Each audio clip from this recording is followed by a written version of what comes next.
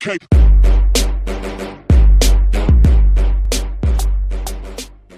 When the Age of Sigmar began, it did so with the forces of order pushing back the darkness in a massive campaign to gain control over valuable locations.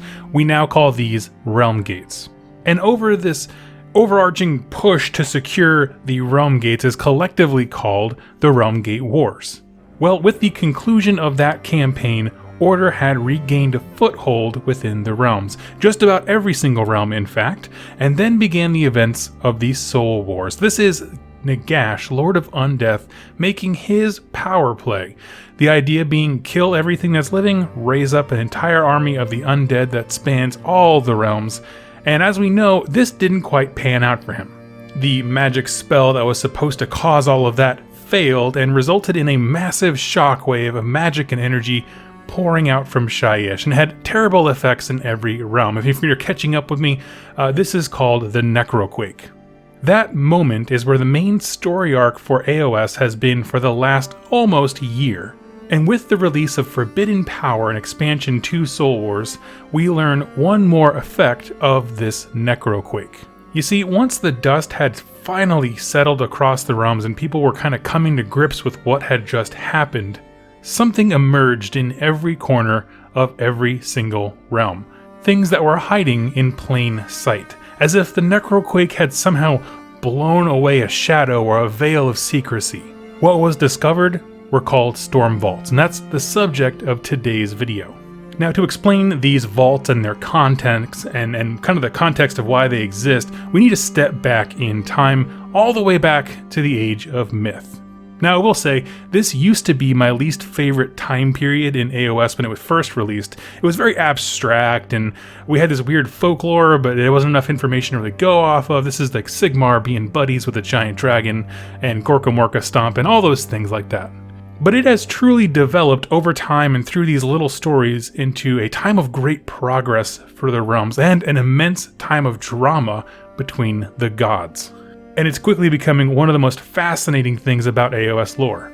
When Sigmar began founding civilization within the realms, he did so with these small tribes of survivors, humans, elves, Duarden, huddled together in primitive camps trying to survive a harsh and unforgiving world. Sigmar, and eventually all the other gods in the Pantheon, sought to bring order and life back to the realms, and so they drove away the wild beastmen and all the monsters of the realms and tamed the creatures and such.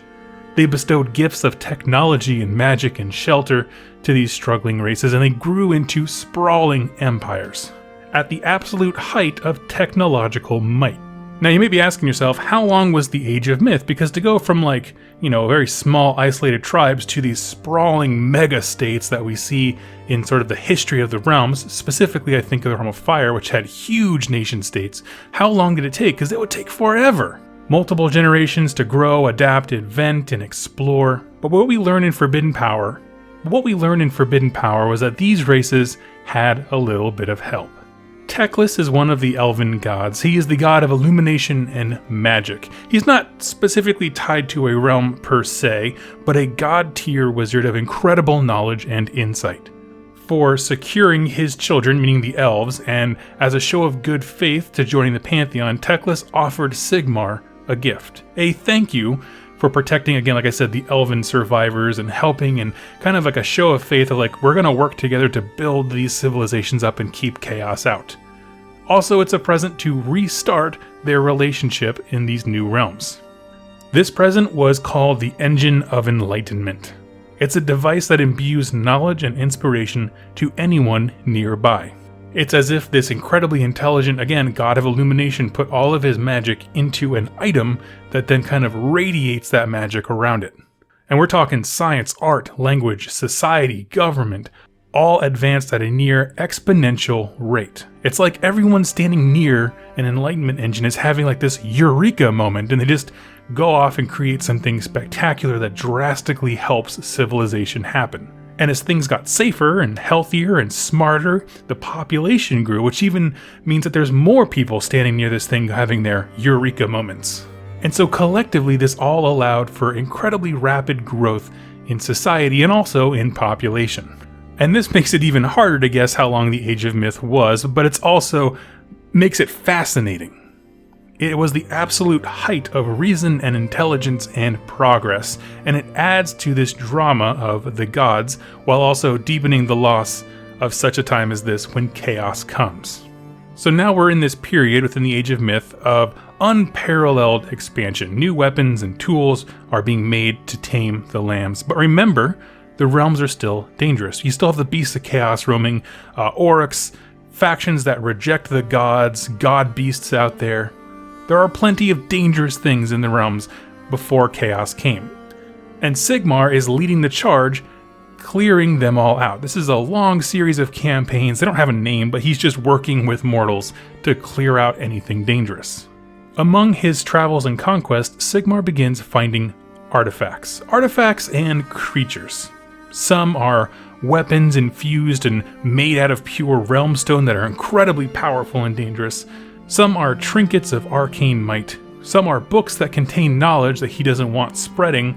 And some things are just monsters that cannot be killed by even a god. So as these multitude of campaigns are happening where he's just kind of clearing things out, making it safer for people, the question then becomes, what do I do with all this stuff that I don't want other people to have? A lot of which he can't seem to destroy. So Sigmar has an idea. Those devices that I had that were meant to spread enlightenment, well, he calls in a favor from his good friend Grugni, who is a Dwarden god, to tinker with them. And the Dwarden god is all too happy to mess up the toys of his old rival Teclis.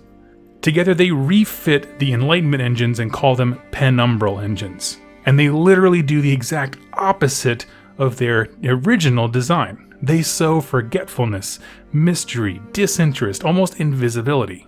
It's like you can look at something and your brain just doesn't register it, making it functionally invisible. If you start walking towards something that's being cloaked by a Penumbral engine, you just suddenly forget why you were walking that direction. You go, something weird, and you just turn around and walk back. The people who built it forgot that they worked on it. It's the pinnacle of hiding in plain sight. And in these vaults that he created, called Stormvaults, that are all shrouded by a Penumbral engine, Sigmar began to store all the things he found across his journeys he could not destroy or let fall into the hands of an enemy. Now, again, I want to reiterate, the realms are massive, so these dozens of campaigns that spread all over the place and take him to all different corners of them, he's collecting all these weapons, and he just kind of sets up Stormvaults in almost every corner of the realms, just as little repositories. This way, if someone breaks into one, they don't have all the weapons. That would make no sense. So you spread them out, keeping the locations only to himself. But there are thousands of Stormvaults. Some are small, and some are mega-sized cities underground. The point is, they're everywhere, though. Now, we're going to pause here for a minute. We're going to apply this to some real-world logic. Okay? I want you to imagine if in our real world, one day, there was a planet-wide earthquake, okay? And immediately afterwards, when we're all kind of getting our feet under us and calming down, around every corner of the globe, nuclear arsenals just popped up out of nowhere, ready to be plundered and used. This would be a terrifying situation, right? The doomsday clock would be 1 second from to midnight immediately, because sure, some larger stable countries may be able to travel fast and snag up a lot of them, but certainly some would fall into those politically unstable regions where all of a sudden things get really, really scary when you add nuclear weapons. Now, I'm not going to go much further in this analogy because I don't want to offend anyone, but you'd understand what I'm saying. If world-ending weapons just suddenly appeared and everyone had access to them, things get terrifying very, very quickly. The stakes go up dramatically. And in the realms, this very thing has just happened. These Stormvaults have suddenly appeared, and the Penumbral Engines worked really, really well. In fact, they worked so well that even Sigmar himself forgot where some of them were. So these weapons and artifacts and beasts and beings of extreme power and indestructible nature, locked away because they were simply too good to be wielded by mortals, they were all just dropped loose, and many factions are readily available to grab them. The war for the realms has just escalated in a terrible way. It has just become the biggest fantasy arms race to ever exist. Every single faction has motivation enough to want them, from Stormcast trying to reclaim and defend them, to the Gloomspite Gits plundering them for the biggest, shiniest weapons. The forces of order, chaos, and destruction and death have just taken a blow from the Necro Quake and were dropped, like I said, into the biggest arms race you can imagine, suddenly and without warning. Now, the book Forbidden Power comes out with an example of one of these quote-unquote arms races, we'll call it that, where the forces of order are defending one of these Stormvaults that is buried beneath a city called Lethis, located in Shyish. They have to hastily throw together a defense to push back an impeding Death army, seeking to claim the contents of that Stormvault in particular. Now, I'm not going to go into a ton of detail about the Siege of Lethis. I'm going to give it its own video, because it's a really, really cool story that takes some pretty awesome twists. But I wanted to throw this video out there talking about the nature of Stormvaults, that fundamentally, what they are just repositories of incredible weapons and artifacts of power, monsters that can't be killed, and even beings, meaning like characters. We do know in one of the Stormvaults, specifically the one below Lethis, that a character from the Death faction was locked away there. Now, I'm not going to give any spoilers, we don't know the details like that, but it was a creature that was locked away for a long, long time. A few other notes about Stormvaults that are really important is the Penumbral Engine that shrouds the entire thing in mystery.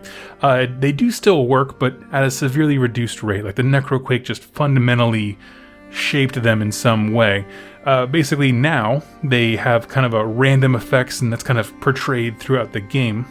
And something I didn't mention earlier is that the engines of Enlightenment were all kind of like the power source of all of them was Teclis himself. But when Grugni changed them to be Penumbral Engines to start masking information rather than sharing it, basically what happened was it now needs a new power source.